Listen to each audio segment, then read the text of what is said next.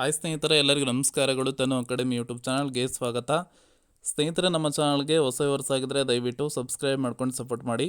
ಹಾಗೆ ಮುಂದಿನ ದಿನಗಳಲ್ಲೂ ಕೂಡ ಎಲ್ಲ ತರಹದ ಎಜುಕೇಷನಲ್ ಮತ್ತು ಕಾಂಪಿಟೇಟಿವ್ ಎಕ್ಸಾಮ್ಸ್ಗೆ ಸಂಬಂಧಪಟ್ಟ ಮಾಹಿತಿ ಮತ್ತು ತರಗತಿಗಳನ್ನು ನೀಡ್ತಾ ಇರ್ತೀವಿ. ಸಬ್ಸ್ಕ್ರೈಬ್ ಮಾಡಿ, ಅದರ ಜೊತೆಗೆ ಪಕ್ಕದಲ್ಲಿ ಕಾಣಿಸುವಂತಹ ಬೆಲ್ಲೈಕನ್ ಮೇಲೆ ಕ್ಲಿಕ್ ಮಾಡಿ ಅಲ್ಲಿ ಆಲ್ ಅನ್ನೋದನ್ನು ಸೆಲೆಕ್ಟ್ ಮಾಡ್ಕೋಬೇಕು. ಆಗ ಮಾತ್ರ ನಾವು ಹಾಕುವಂಥ ವಿಡಿಯೋಸ್ ಏನಿದ್ದಾವೆ ನಿಮಗೆ ನೋಟಿಫಿಕೇಷನ್ ಮುಖಾಂತರ ತಲುಪುತ್ತೆ. ಸ್ನೇಹಿತರೆ, ನಿಮಗೆಲ್ಲರಿಗೂ ಗೊತ್ತಿರೋ ಹಾಗೆ EMRSಗೆ ಸಂಬಂಧಪಟ್ಟ ಹಾಗೆ ಮೊದಲನೇ ಒಂದು ಅಂದರೆ ಇದು ಪ್ರಾವಿಷನಲ್ ಲಿಸ್ಟ್ ಆಗಿರುತ್ತೆ. ಇಲ್ಲಿ ಮೊದಲನೇ ಎರಡನೇ ಅಂತೇಳಿ ಕೊಟ್ಟಿಲ್ಲ.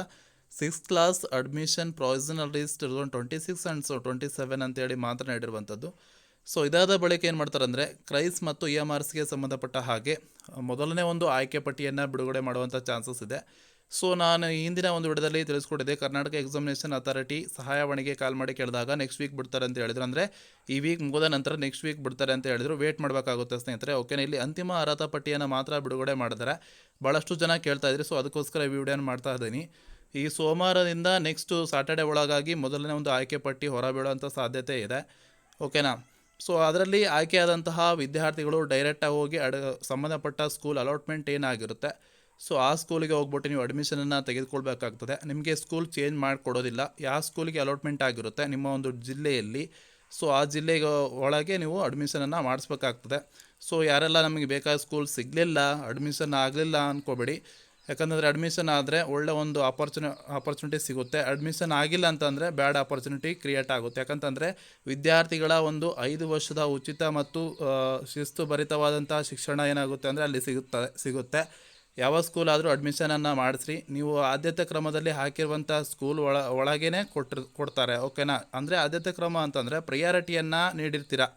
ಸೊ ಪ್ರಿಯಾರಿಟಿಯನ್ನು ನೀಡೋದು ಹೆಂಗೆ ಅಂತಂದರೆ ಅಪ್ಲಿಕೇಶನ್ ಹಾಕುವಾಗಲೇ ನೀವು ಪ್ರಿಯಾರಿಟಿಯನ್ನು ನೀಡಿರ್ತಾರಲ್ವ, ಆ ಪ್ರಿಯಾರಿಟಿ ಅನುಸಾರವಾಗಿ ವಿದ್ಯಾರ್ಥಿಗಳು ಎಷ್ಟು ಪರ್ಫಾರ್ಮೆನ್ಸ್ ಮಾಡಿದ್ದಾರೆ ಸೊ ಆ ವಿದ್ಯಾರ್ಥಿಗಳನ್ನು ಇದು ಮಾಡ್ಕೊಬಿಟ್ಟು ಸೊ ಕಂಪೇರ್ ಮಾಡಿಬಿಟ್ಟು ಅವ್ರ ರ್ಯಾಂಕಿಂಗನ್ನು ಸೊ ಅಲಾಟ್ಮೆಂಟ್ ಮಾಡ್ತಾರೆ. ಮೀಸಲಾತಿ ಅನ್ವಯ ಆಮೇಲೆ ನೀವು ಆದ್ಯತೆ ಕ್ರಮವನ್ನು ಏನು ನೀಡಿರ್ತೀರ ವಿದ್ಯಾರ್ಥಿಗಳ ಒಂದು ರ್ಯಾಂಕಿಂಗ್ ಆಧಾರದ ಮೇಲೆ ಏನು ಮಾಡ್ತಾರೆ ಅಂತಂದರೆ ಸ್ಕೂಲನ್ನು ಅಲಾಟ್ಮೆಂಟ್ ಮಾಡ್ತಾರೆ. ಆ ಸ್ಕೂಲಿಗೆ ಹೋಗಿ ನೀವು ಇಂತಿಷ್ಟು ಟೈಮನ್ನು ಕೊಡ್ತಾರೆ. ಮೊದಲನೇ ಒಂದು ಆಯ್ಕೆ ಪಟ್ಟಿಯನ್ನು ಬಿಡುಗಡೆ ಮಾಡಿದ ನಂತರದಲ್ಲಿ ಆ ಒಂದು ಆಯ್ಕೆ ಪಟ್ಟಿ ಬಿಡುಗಡೆ ಆದ ನಂತರ ನೀವು ಹೋಗಿ ಅಡ್ಮಿಷನನ್ನು ತೆಗೆದುಕೊಳ್ಬೇಕಾಗ್ತದೆ. ಅಡ್ಮಿಷನನ್ನು ತೆಗೆದುಕೊಳ್ಳಿಲ್ಲ ಅಂತಂದರೆ ಸೀಟು ಕ್ಯಾನ್ಸಲ್ ಆಗುವಂತಹ ಸಾಧ್ಯತೆಯೂ ಕೂಡ ಇದೆ. ಓಕೆನಾ. ಅದನ್ನು ಎರಡನೇ ಒಂದು ಆಯ್ಕೆ ಪಟ್ಟಿಯಲ್ಲಿ ಏನು ಹಿಂದುಳಿದಿರ್ತಾರೆ ಆ ವಿದ್ಯಾರ್ಥಿಗಳಿಗೆ ಏನು ಮಾಡ್ತಾರೆ, ಸೀಟನ್ನು ಅಲಾಟ್ಮೆಂಟ್ ಮಾಡ್ತಾರೆ. ಅದರಿಂದ ಬಿಡುಗಡೆ ಆದ ನಂತರದಲ್ಲಿ ನೀವು ಬೇಗ ಹೋಗಿ ಅಡ್ಮಿಷನನ್ನು ತೆಗೆದುಕೊಳ್ಬೇಕಾಗ್ತದೆ. ಓಕೆನಾ. ಡೇಟನ್ನು ನೀಡ್ತಾರೆ. ಆ ಡೇಟ್ ಒಳಗಾಗಿ ಮೊದಲನೇ ಒಂದು ಆಯ್ಕೆ ಪಟ್ಟಿಯಲ್ಲಿ ಆಯ್ಕೆ ಆಗಿರುವಂತಹ ವಿದ್ಯಾರ್ಥಿಗಳು ಅಡ್ಮಿಷನನ್ನು ತೆಗೆದುಕೊಳ್ಬೇಕಾಗ್ತದೆ. ಓಕೆನಾ.